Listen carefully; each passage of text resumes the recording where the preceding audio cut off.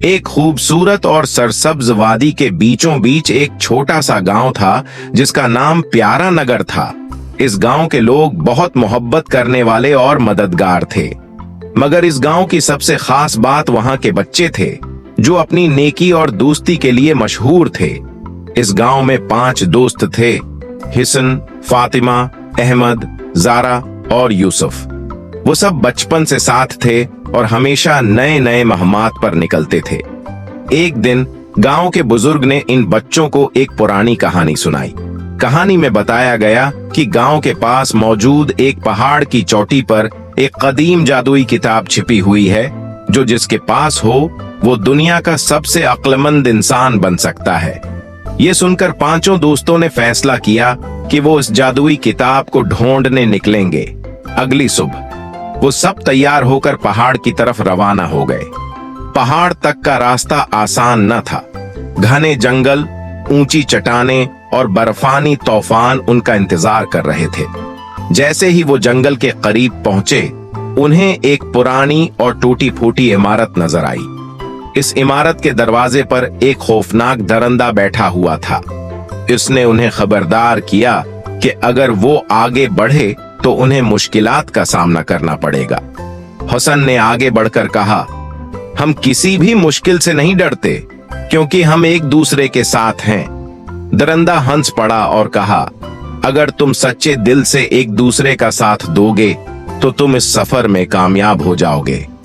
जंगल पार करते वक्त उन्हें अजीब व गरीब आवाजें सुनाई देने लगे। अहमद ने कहा, ये शायद जंगल के जानवर हैं, हमें उनसे बचकर रहना चाहिए।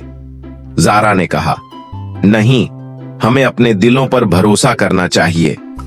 वो सब दिलेर बनकर आगे बढ़े और जल्द ही जंगल पार कर लिया। अब वो सब पहाड़ की चढ़ाई के करीब पहुंच गए थे। पहाड़ बहुत ऊंचा और सर्द था। चढ़ते वक्त जारा के पांव फिसल गए और वो नीचे गिरने लगी। फातिमा ने फौरन उसका हाथ पकड़ लिया और उसे बचा लिया। यूसुफ ने कहा, हमें मिलकर आगे बढ़ना होगा, वरना हम सब गिर जाएंगे। पहाड़ के ऊपर पहुंचते ही उन्हें एक बड़ा दरवाजा नजर आया, जिस पर कदीम लिखाई में कुछ लिखा हुआ था।